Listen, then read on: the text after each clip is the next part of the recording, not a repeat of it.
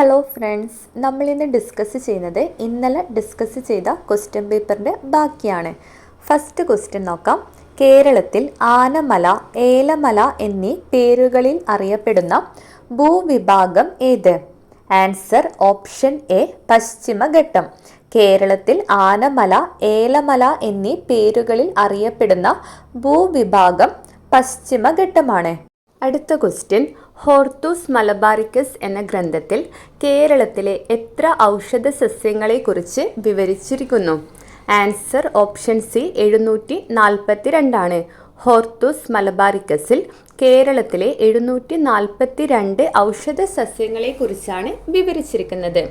കേരളത്തിലെ ഔഷധ സസ്യങ്ങളെപ്പറ്റി പ്രതിപാദിക്കുന്ന ഡച്ചുകാർ തയ്യാറാക്കിയ ഗ്രന്ഥമാണ് ഹോർത്തൂസ് മലബാറിക്കസ്. കേരളത്തിലെ ഔഷധ സസ്യങ്ങളെപ്പറ്റി പ്രതിപാദിക്കുന്ന ഡച്ചുകാർ തയ്യാറാക്കിയ ഗ്രന്ഥമാണ് ഹോർത്തൂസ് മലബാറിക്കസ്. ലാറ്റിൻ ഭാഷയിലാണ് തയ്യാറാക്കിയത്. ഏത് ഭാഷയിലാണ്? ലാറ്റിൻ ഭാഷയിലാണ്. ഈ ഒരു ഗ്രന്ഥം രചിച്ചത് അഡ്മിറൽ വാൻ റീഡ് ആണ്. ഹോർത്തൂസ് മലബാറിക്കസ് എന്ന ഗ്രന്ഥം രചിച്ചത് ആരാണ്? അഡ്മിറൽ വാൻ റീഡ് ആണ്. ഹോർത്തൂസ് മലബാറിക്കസ് പ്രസിദ്ധീകരിച്ച സ്ഥലം ആംസ്റ്റർഡാം ആണ്. ആംസ്റ്റർഡാമിൽ വെച്ചാണ് പ്രസിദ്ധീകരിച്ചത്. 1678 മുതൽ 1703 വരെയുള്ള കാലയളവിലാണ് പ്രസിദ്ധീകരിച്ചത്. 1678 678 1678 മുതൽ 1703 വരെയുള്ള കാലയളവിലാണ് പ്രസിദ്ധീകരിച്ചത്. 12 വാല്യങ്ങളായാണ് ഹോർത്തൂസ് മലബാറിക്കസ് പ്രസിദ്ധീകരിച്ചത്. കേരളാരാമം എന്നറിയപ്പെട്ടിരുന്ന ഗ്രന്ഥമാണ് ഹോർത്തൂസ് മലബാറിക്കസ്. കേരളാരാമം എന്നറിയപ്പെട്ടിരുന്ന ഗ്രന്ഥമാണ് ഹോർത്തൂസ് മലബാറിക്കസ്. ഹോർത്തൂസ് മലബാറിക്കസിൽ പ്രതിപാദിച്ചിരിക്കുന്ന ആദ്യത്തെ വൃക്ഷം തെങ്ങും അവസാനത്തേത് ആലുമാണ്. ആദ്യ വൃക്ഷം തെങ്ങ്, അവസാനത്തെ വൃക്ഷം ആലാണ്. മലയാള ലിപി അച്ചടിച്ച ആദ്യ ഗ്രന്ഥം, ഇമ്പോർട്ടൻ്റ് ആണ്. മലയാള ലിപി അച്ചടിച്ച ആദ്യ ഗ്രന്ഥമാണ് ഹോർത്തൂസ് മലബാറിക്കസ്. മലയാളത്തിൽ അച്ചടിച്ച ആദ്യ വാക്ക് തെങ്ങാണ്. ഹോർത്തൂസ് മലബാറിക്കസിൻ്റെ രചനയിൽ സഹായിച്ച ഒരു മലയാളി വൈദ്യനുണ്ട്. ആരായിരുന്നു? ഇട്ടി അച്യുതനാണ്. ഹോർത്തൂസ് മലബാറിക്കസിൻ്റെ രചനയിൽ സഹായിച്ച മലയാളി വൈദ്യനാണ് ഇട്ടി അച്യുതൻ.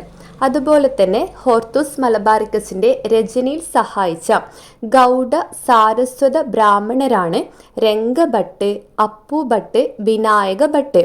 ആരൊക്കെയാണ്? രംഗഭട്ട്, അപ്പുഭട്ട്, വിനായക ഭട്ട്. ഹോർത്തൂസ് മലബാറിക്കസിൻ്റെ രചനയിൽ സഹായിച്ച കാർമൽ പുരോഹിതൻ ജോൺ മാത്യൂസ് ആണ്. ഹോർത്തൂസ് മലബാറിക്കസിൻ്റെ രചനയിൽ സഹായിച്ച കാർമൽ പുരോഹിതനാണ് ജോൺ മാത്യൂസ്. ഹോർത്തൂസ് മലബാറിക്കസിൻ്റെ രചനയിൽ സഹായിച്ച പരിഭാഷകൻ ആരാണ്? ഇമ്മാനുവൽ കർണേറോ ആണ്. പരിഭാഷകൻ ആരാണ്? ഇമ്മാനുവൽ കർണേറോ. ഒന്നുകൂടി പറയാം. ഹോർത്തൂസ് മലബാറിക്കസിൻ്റെ രചനയിൽ സഹായിച്ച മലയാളി വൈദ്യൻ ഇട്ടി അച്യുതൻ. ഹോർത്തൂസ് മലബാറിക്കസിൻ്റെ രചനയിൽ സഹായിച്ച ഗൗഡ സാരസ്വത ബ്രാഹ്മണരാണ് രംഗഭട്ട്, അപ്പുഭട്ട്, വിനായക ഭട്ട്. ഹോർത്തൂസ് മലബാറിക്കസിൻ്റെ രചനയിൽ സഹായിച്ച കാർമൽ പുരോഹിതൻ ആരാണ്? ജോൺ മാത്യൂസ് ആണ്. പരിഭാഷകൻ ആരാണ്? ഇമ്മാനുവൽ കർണേറോ ആണ്. ഇമ്മാനുവൽ കർണേറോ. ഹോർത്തൂസ് മലബാറിക്കസിൻ്റെ മലയാളം പതിപ്പ് പ്രസിദ്ധീകരണത്തിന് നേതൃത്വം നൽകിയത് കേരള യൂണിവേഴ്സിറ്റിയാണ്. ഹോർത്തൂസ് മലബാറിക്കസിൻ്റെ മലയാളം പതിപ്പ് പ്രസിദ്ധീകരണത്തിന് നേതൃത്വം നൽകിയത് കേരള സർവകലാശാലയാണ്.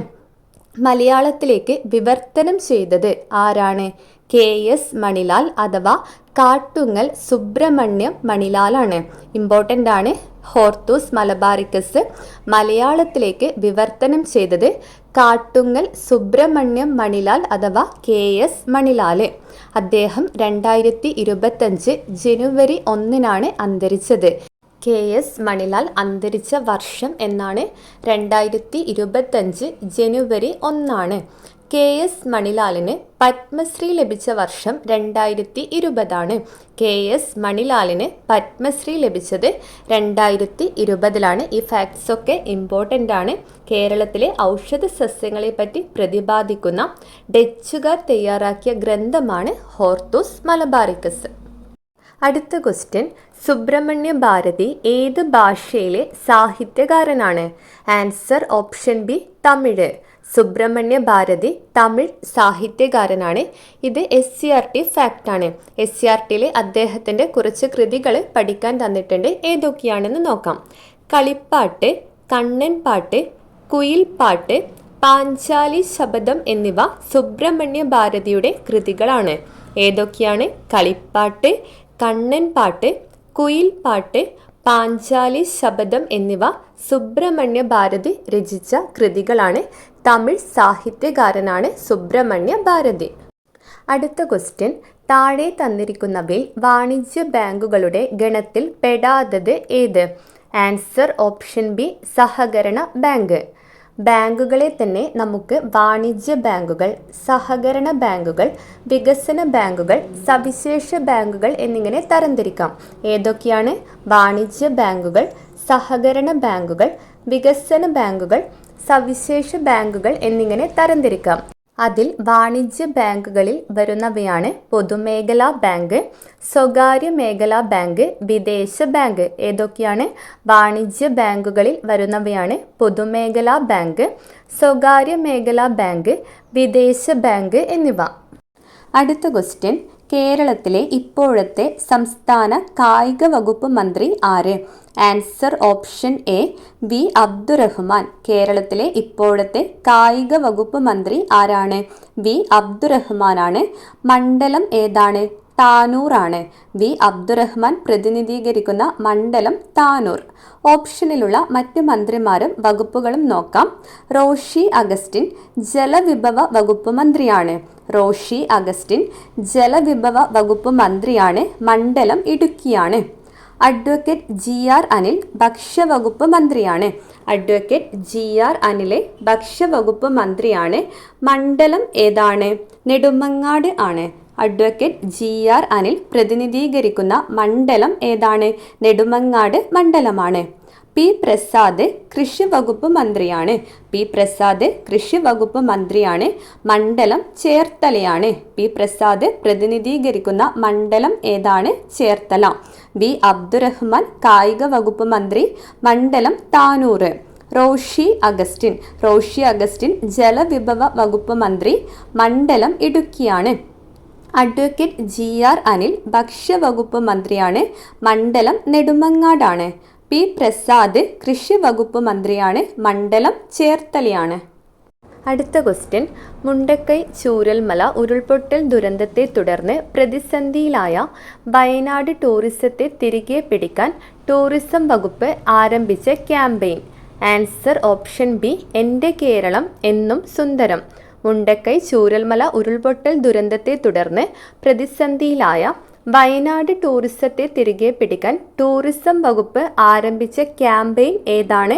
എൻ്റെ കേരളം എന്നും സുന്ദരം. നമുക്കറിയാം 2024 ജൂലൈ 30 മുണ്ടക്കൈ ചൂരൽമല ദുരന്തം നടന്നത്. 2024 ജൂലൈ 30. അടുത്ത ക്വസ്റ്റ്യൻ, ഇന്ത്യയിൽ ഡിജിറ്റൽ ബാങ്കിംഗ് നടപ്പിലാക്കിയ ആദ്യ സംസ്ഥാനം ഏത്? Answer option C Keralam. ഇന്ത്യയിൽ ഡിജിറ്റൽ ബാങ്കിംഗ് നടപ്പിലാക്കിയ ആദ്യ സംസ്ഥാനം കേരളമാണ്. അടുത്ത ക്വസ്റ്റ്യൻ, ഇന്ത്യൻ രാഷ്ട്രപതി സ്ഥാനത്ത് എത്തുന്നതിന് മുമ്പ് ദ്രൗപദി മുർമു ഏത് സംസ്ഥാനത്തിൻ്റെ ഗവർണറായിരുന്നു? Answer option C Jharkhand. Indian രാഷ്ട്രപതി ആകുന്നതിന് മുമ്പ് ദ്രൗപദി മുർമു ജാർഖണ്ഡ് ഗവർണറായിരുന്നു. ഇന്ത്യൻ രാഷ്ട്രപതിയാകുന്ന 15ാമത്തെ വ്യക്തിയാണ് ദ്രൗപദി മുർമു. ഇന്ത്യൻ രാഷ്ട്രപതിയാകുന്ന 15ാമത്തെ വ്യക്തിയാണ് ദ്രൗപദി മുർമു. ഒഡീഷയിൽ നിന്നും രാഷ്ട്രപതിയായ ആദ്യത്തെ വനിതയാണ്. ഒഡീഷയിൽ നിന്നും രാഷ്ട്രപതിയായ ആദ്യ വനിതയാണ്. ഇന്ത്യൻ രാഷ്ട്രപതിയാകുന്ന ഗോത്ര വിഭാഗത്തിൽ നിന്നുള്ള ആദ്യത്തെ വ്യക്തി ദ്രൗപദി മുർമുവാണ്. ഇന്ത്യൻ രാഷ്ട്രപതിയാകുന്ന ഗോത്ര വിഭാഗത്തിൽ നിന്നുള്ള ആദ്യത്തെ വ്യക്തി. പ്രതിഭ പാട്ടീലിന് ശേഷം ഇന്ത്യൻ രാഷ്ട്രപതിയാകുന്ന വനിത. നമുക്കറിയാം ഇന്ത്യയുടെ രാഷ്ട്രപതിയായത് ഇതുവരെ 2 വനിതകളാണ്. പ്രതിഭ പാട്ടീലിന് ശേഷം ഇന്ത്യൻ രാഷ്ട്രപതിയാകുന്ന വനിതയാണ് ദ്രൗപദി മുർമു. ഇന്ത്യയുടെ 15ാമത്തെ രാഷ്ട്രപതിയാണ് ദ്രൗപദി മുർമു. രാഷ്ട്രപതിയാകുന്ന ഗോത്ര വിഭാഗത്തിൽ നിന്നുള്ള ആദ്യത്തെ വനിത. ഒഡീഷയിൽ നിന്നും രാഷ്ട്രപതിയായ ആദ്യത്തെ വനിത. ജാർഖണ്ഡ് ഗവർണറായതിനു ശേഷം ഇന്ത്യൻ രാഷ്ട്രപതിയാകുന്ന ആദ്യത്തെ വ്യക്തിയും ദ്രൗപദി മുർമുവാണ്. ഏറ്റവും പ്രായം കുറഞ്ഞ രാഷ്ട്രപതിയാണ് ദ്രൗപദി മുർമു. അടുത്ത ക്വസ്റ്റ്യൻ, മൗസിം എന്ന അറബി പദത്തിൻ്റെ അർത്ഥം എന്താണ്? ആൻസർ ഓപ്ഷൻ ബി, ഋതുക്കൾ. മൗസിം എന്നത് അറബി പദമാണ്. അർത്ഥം ഋതുക്കൾ എന്നാണ്. അടുത്ത ക്വസ്റ്റ്യൻ, ഏറ്റവും നീളം കൂടിയ ഉപദ്വീപ്യ നദി ഏത്? Answer option C, Godavari. ഏറ്റവും നീളം കൂടിയ ഉപദ്വീപ്യ നദി. ഇന്ത്യയിലെ ഏറ്റവും നീളം കൂടിയ 2ാമത്തെ നദി. പൂർണ്ണമായും ഇന്ത്യയിലൂടെ ഒഴുകുന്ന ഏറ്റവും നീളം കൂടിയ നദി. ദക്ഷിണേന്ത്യയിലെ ഏറ്റവും നീളം കൂടിയ നദി. ഇതൊക്കെ ആര് തന്നെയാണ്? ഗോദാവരിയാണ്. ഒന്നുകൂടി പറയാം, ഇന്ത്യയിലെ ഏറ്റവും നീളം കൂടിയ 2ാമത്തെ നദി. പൂർണ്ണമായും ഇന്ത്യയിലൂടെ ഒഴുകുന്ന ഏറ്റവും നീളം കൂടിയ നദി. ദക്ഷിണേന്ത്യയിലെ ഏറ്റവും നീളം കൂടിയ നദി. ഉപദ്വീപ്യ ഇന്ത്യയിലെ ഏറ്റവും നീളം കൂടിയ നദി ഗോദാവരിയാണ്. ആന്ധ്രാപ്രദേശിൻ്റെ ജീവരേഖ എന്നറിയപ്പെടുന്ന നദിയാണ് ഗോദാവരി. എന്താണ്? ആന്ധ്രാപ്രദേശിൻ്റെ ജീവരേഖ എന്നറിയപ്പെടുന്ന നദി ഗോദാവരിയാണ്. ഗോദാവരിയുടെ പ്രധാനപ്പെട്ട പോഷക നദികളാണ് ഇന്ദ്രാവതി, ശബരി, പൂർണ, മഞ്ചീര, പെൺഗംഗ, പ്രാൺഹിത. ഇമ്പോർട്ടൻ്റ് ആണ്. ഏതൊക്കെയാണ് ഗോദാവരിയുടെ പ്രധാനപ്പെട്ട പോഷക നദികൾ? ഇന്ദ്രാവതി, ശബരി, പൂർണ, മഞ്ചീര, പെൺഗംഗ, പ്രാൺഹിത എന്നിവയാണ് ഗോദാവരിയുടെ പ്രധാനപ്പെട്ട പോഷക നദികൾ. ഗോദാവരിയുടെ നീളം എത്രയാണ്? 1465 കിലോമീറ്റർ ആണ്. 1465 കിലോമീറ്റർ ആണ് ഗോദാവരിയുടെ നീളം. ദക്ഷിണഗംഗ എന്നറിയപ്പെടുന്ന നദിയും ഗോദാവരിയാണ്. ദക്ഷിണഗംഗ എന്നറിയപ്പെടുന്ന നദി ഗോദാവരിയാണ്. ഇത് SCERT ഫാക്റ്റ് ആണ്. അടുത്ത ക്വസ്റ്റ്യൻ, പരുത്തി കൃഷിക്ക് ഏറ്റവും അനുയോജ്യമായ മണ്ണിനം ഏത്? ആൻസർ ഓപ്ഷൻ സി, കറുത്ത മണ്ണ്. പരുത്തി കൃഷിക്ക് ഏറ്റവും അനുയോജ്യമായ മണ്ണ് കറുത്ത മണ്ണാണ്. കറുത്ത പരുത്തി മണ്ണിനെയാണ് റിഗർ സോയിൽ എന്ന് പറയുന്നത്. റിഗർ സോയിൽ എന്നറിയപ്പെടുന്നത് കറുത്ത പരുത്തി മണ്ണാണ്. ബസാൾട്ടിൻ്റെ അപക്ഷയം മൂലമുണ്ടാകുന്ന മണ്ണ് ഏതാണ്? ബസാൾട്ട് ശിലകൾക്ക് അപക്ഷയം സംഭവിച്ച് ഉണ്ടാകുന്ന മണ്ണും കറുത്ത മണ്ണാണ്. ഇമ്പോർട്ടൻ്റ് ആണ്. ബസാൾട്ട് ശിലകൾക്ക് അപക്ഷയം സംഭവിച്ച് ഉണ്ടാകുന്ന മണ്ണാണ് കറുത്ത പരുത്തി മണ്ണ്. അടുത്ത ക്വസ്റ്റ്യൻ, താഴെ പറയുന്നവയിൽ ഇന്ത്യയുടെ പടിഞ്ഞാറൻ അതിർത്തി ഏതാണ്? ആൻസർ ഓപ്ഷൻ ബി, അറബിക്കടൽ. ഇന്ത്യയുടെ പടിഞ്ഞാറൻ അതിർത്തി ഇതിൽ ഏതാണ്? അറബിക്കടലാണ്. ഇന്ത്യയുടെ വടക്ക് ഹിമാലയമാണ്. തെക്ക് ഇന്ത്യൻ മഹാസമുദ്രം, പടിഞ്ഞാറ് അറബിക്കടൽ, കിഴക്ക് ബംഗാൾ ഉൾക്കടല്. ഇന്ത്യയുടെ വടക്ക് ഹിമാലയം, തെക്ക് ഇന്ത്യൻ മഹാസമുദ്രം, പടിഞ്ഞാറ് അറബിക്കടൽ, കിഴക്ക് ബംഗാൾ ഉൾക്കടലാണ്. അടുത്ത ക്വസ്റ്റ്യൻ, ഥാർ മരുഭൂമിയുടെ രൂപീകരണത്തിന് കാരണമായ പർവ്വതനിര ഏതാണ്? ആൻസർ ഓപ്ഷൻ എ, ആരവല്ലി നിരകൾ. ഥാർ മരുഭൂമിയുടെ രൂപീകരണത്തിന് കാരണമായ പർവ്വതനിര ആരവല്ലി നിരകളാണ്. രാജസ്ഥാനിലാണ് ഥാർ മരുഭൂമി സ്ഥിതി ചെയ്യുന്നത്. ഇന്ത്യയിലെ ഏറ്റവും പഴക്കമേറിയ മടക്കു പർവ്വതമാണ് ആരവല്ലി പർവ്വതനിര. ഇന്ത്യയിലെ ഏറ്റവും പഴക്കമേറിയ മടക്കു പർവ്വതമാണ് ആരവല്ലി പർവ്വതനിര. ഇന്ത്യയുടെ വടക്ക് പടിഞ്ഞാറായിട്ടാണ് ആരവല്ലി നിരകൾ സ്ഥിതി ചെയ്യുന്നത്. ഇന്ത്യയുടെ വടക്ക് പടിഞ്ഞാറായിട്ട് സ്ഥിതി ചെയ്യുന്ന പർവ്വതനിരകളാണ് ആരവല്ലി. ആരവല്ലി പർവ്വതനിരയിലെ പ്രസിദ്ധമായ സുഖവാസ കേന്ദ്രമാണ് മൗണ്ട് അബു. മൗണ്ട് അബു സുഖവാസ കേന്ദ്രം ഏത് സംസ്ഥാനത്താണ്? രാജസ്ഥാനിലാണ്. ആരവല്ലി പർവ്വതനിരയിലെ പ്രസിദ്ധമായ സുഖവാസ കേന്ദ്രമാണ് മൗണ്ട് അബു, രാജസ്ഥാനിലാണ്. ആരവല്ലി പർവ്വതനിരയിലെ ഏറ്റവും ഉയരം കൂടിയ കൊടുമുടി ഏതാണ്? മൗണ്ട് ഗുരുശിഖർ ആണ്. ആരവല്ലി നിരയിലെ ഏറ്റവും ഉയരം കൂടിയ കൊടുമുടിയാണ് മൗണ്ട് ഗുരുശിഖർ. അടുത്ത ക്വസ്റ്റ്യൻ, താഴെ പറയുന്നവയിൽ കേരളത്തിൻ്റെ ഭൂപ്രകൃതി വിഭാഗത്തിൽ ഉൾപ്പെടാത്തത് ഏതാണ്? ആൻസർ ഓപ്ഷൻ ബി, ഉത്തര മഹാസമതലം. കേരളത്തിൻ്റെ ഭൂപ്രകൃതിയെ മൂന്നായിട്ടാണ് തരംതിരിച്ചിട്ടുള്ളത്. ഏതൊക്കെയാണ്? മലനാട്, ഇടനാട്, തീരപ്രദേശം. കേരളത്തിലെ ആകെ ഭൂവിസ്തൃതിയുടെ 48% മലനാട്, 42% ഇടനാട്, 10% തീരപ്രദേശം. കേരളത്തിൻ്റെ ആകെ ഭൂവിസ്തൃതിയുടെ 48% മലനാടും 42% ഇടനാടും 10% തീരപ്രദേശവുമാണ്. അടുത്ത ക്വസ്റ്റ്യൻ, കേരളത്തിലെ പ്രധാന ഖാരിഫ് വിള ഏത്? ആൻസർ ഓപ്ഷൻ സി, നെല്ല്. കേരളത്തിലെ പ്രധാന ഖാരിഫ് വിളയാണ് നെല്ല്. ഇന്ത്യയിലെ പ്രധാന 3 കാർഷിക കാലങ്ങളാണ് ഖാരിഫ്, റാബി, സൈദ്. ഏതൊക്കെയാണ്?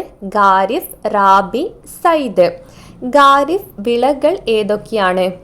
നെല്ല്, ചോളം, പരുത്തി, ചണം, കരിമ്പ്, നിലക്കടല, തിനവിളകൾ എന്നിവയാണ് പ്രധാനപ്പെട്ട ഖാരിഫ് വിളകൾ. ഏതൊക്കെയാണ്? നെല്ല്, ചോളം, പരുത്തി, ചണം, കരിമ്പ്, നിലക്കടല, തിനവിളകൾ. തിനവിളകൾ എന്ന് പറയുന്നത് ബജ്ര, ജോവർ, റാഗി എന്നിവയാണ്. ബജ്ര, ജോവർ, റാഗി എന്നിവയാണ് തിനവിളകൾ. ഇനി റാബി വിളകൾ ഏതൊക്കെയാണ്? റാബി വിളകളാണ് ഗോതമ്പ്, പുകയില, കടുക്, പയർവർഗ്ഗങ്ങൾ. റാബി വിളകളാണ് ഗോതമ്പ്, പുകയില, കടുക്, പയർവർഗ്ഗങ്ങൾ. സൈദ് വിളകൾ പഴവർഗ്ഗങ്ങളും പച്ചക്കറികളുമാണ്. പഴവർഗ്ഗങ്ങൾ, പച്ചക്കറികൾ എന്നിവ സൈദ് വിളകളാണ്. കാർഷിക കാലങ്ങൾ ഇമ്പോർട്ടൻ്റ് ആണ്. നെല്ല്, ചോളം, പരുത്തി എന്നിവയൊക്കെ ഖാരിഫ് വിളകളാണ്. ഗോതമ്പ്, പുകയില, കടുക്, പയറുവർഗ്ഗങ്ങൾ എന്നിവ റാബി വിളകളാണ്. പഴവർഗ്ഗങ്ങളും പച്ചക്കറികളുമാണ് സൈദ് വിളകൾ. അടുത്ത ക്വസ്റ്റ്യൻ, കേരളത്തിലെ കിഴക്കോട്ടൊഴുകുന്ന നദി ഏതാണ്? Answer option D, Pambar. കേരളത്തിലെ കിഴക്കോട്ടൊഴുകുന്ന 3 നദികളാണ് കബനി, ഭവാനി, പാമ്പാറ്. പാമ്പാർ ഇടുക്കി ജില്ലയിലൂടെ ഒഴുകുന്ന നദിയാണ്. പാമ്പാർ ഒഴുകുന്ന ജില്ല ഏതാണ്? ഇടുക്കി ജില്ലയാണ്. തൂവാനം വെള്ളച്ചാട്ടം സ്ഥിതി ചെയ്യുന്നത് പാമ്പാർ നദിയിലാണ്. തൂവാനം വെള്ളച്ചാട്ടം സ്ഥിതി ചെയ്യുന്ന നദിയാണ് പാമ്പാറ്. കേരളത്തിലെ കിഴക്കോട്ടൊഴുകുന്ന നദികളിൽ ഏറ്റവും ചെറിയ നദി പാമ്പാറാണ്. കേരളത്തിലെ കിഴക്കോട്ടൊഴുകുന്ന നദികളിൽ ഏറ്റവും ചെറിയ നദി പാമ്പാറാണ്. കേരളത്തിലെ കിഴക്കോട്ടൊഴുകുന്ന നദികളിൽ ഏറ്റവും വലിയ നദി ഏതാണ്? കബനി നദിയാണ്. കിഴക്കോട്ടൊഴുകുന്ന കേരളത്തിലെ നദികളിൽ ഏറ്റവും ചെറുത് പാമ്പാറും ഏറ്റവും വലുത് കബനി നദിയുമാണ്. അടുത്ത ക്വസ്റ്റ്യൻ, എറണാകുളം, ആലപ്പുഴ, കോട്ടയം ജില്ലകളിലായി വ്യാപിച്ചു കിടക്കുന്ന കായൽ ഏതാണ്? ആൻസർ ഓപ്ഷൻ ഡി, വേമ്പനാട് കായൽ. ഏതൊക്കെ ജില്ലകളിലായിട്ടാണ് വേമ്പനാട് കായൽ വ്യാപിച്ചു കിടക്കുന്നത്? ആലപ്പുഴ, എറണാകുളം, കോട്ടയം. കേരളത്തിലെ ഏറ്റവും വലിയ കായൽ വേമ്പനാട് കായലാണ്. കേരളത്തിലെ ഏറ്റവും വലിയ കായലാണ് വേമ്പനാട് കായൽ.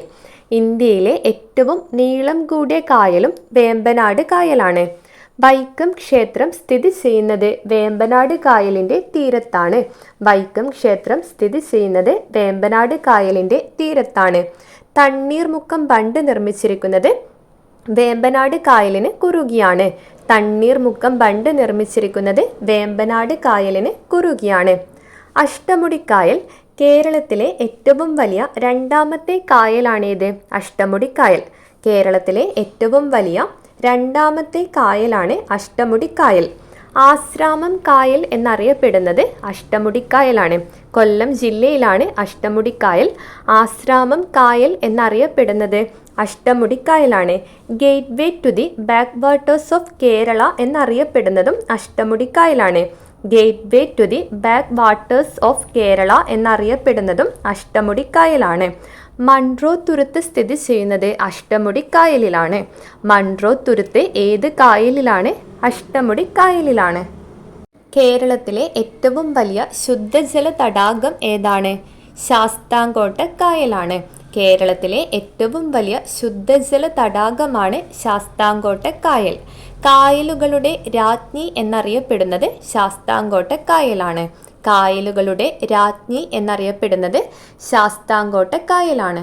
അടുത്ത ക്വസ്റ്റ്യൻ, താഴെ പറയുന്നവയിൽ സഹ്യപർവ്വതം എന്നും അറിയപ്പെടുന്ന പർവ്വതനിര ഏത്?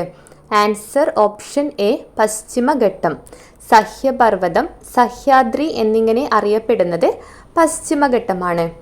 പശ്ചിമഘട്ടം ഒരു പ്രണയകഥ ആരുടെ ആത്മകഥയാണ്?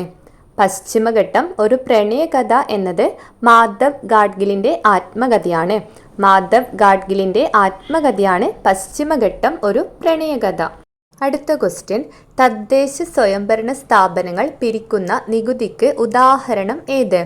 ആൻസർ ഓപ്ഷൻ എ വിനോദ നികുതി. വിനോദ നികുതി, പരസ്യ നികുതി, തൊഴിൽ നികുതി, കെട്ടിട നികുതി എന്നിവ പിരിക്കുന്നത് തദ്ദേശ സ്വയംഭരണ സ്ഥാപനങ്ങളാണ്.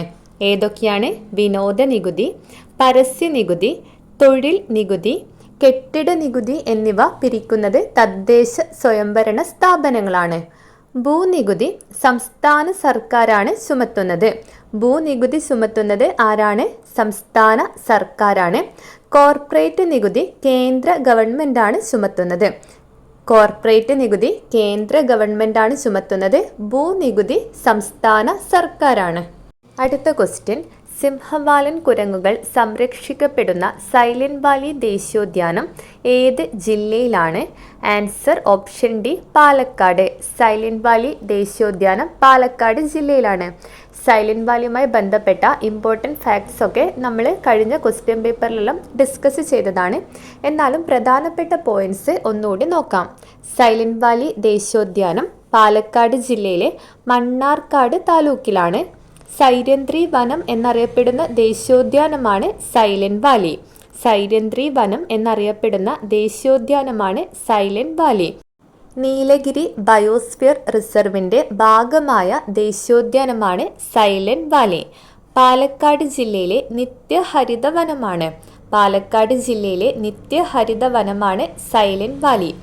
1984 ഇന്ദിരാഗാന്ധിയുടെ കാലത്താണ് സൈലന്റ് വാലിയെ ദേശീയോദ്യാനമായി പ്രഖ്യാപിച്ചത്.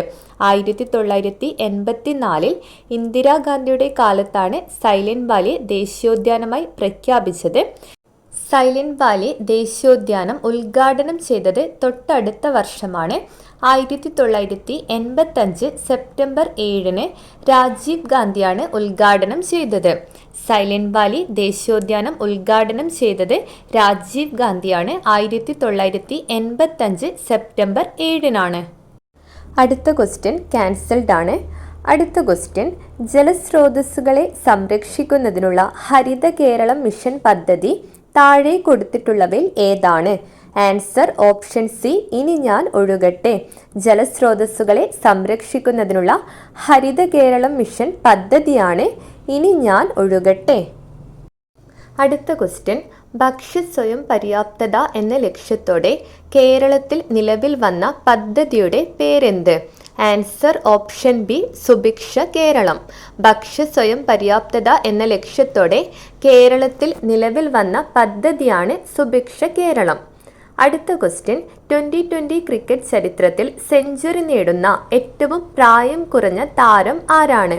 Answer option A Vaibhav Suryavanshi. Vaibhav സൂര്യവംശിയാണ് 2020 ക്രിക്കറ്റ് ചരിത്രത്തിൽ സെഞ്ചുറി നേടുന്ന ഏറ്റവും പ്രായം കുറഞ്ഞ താരം.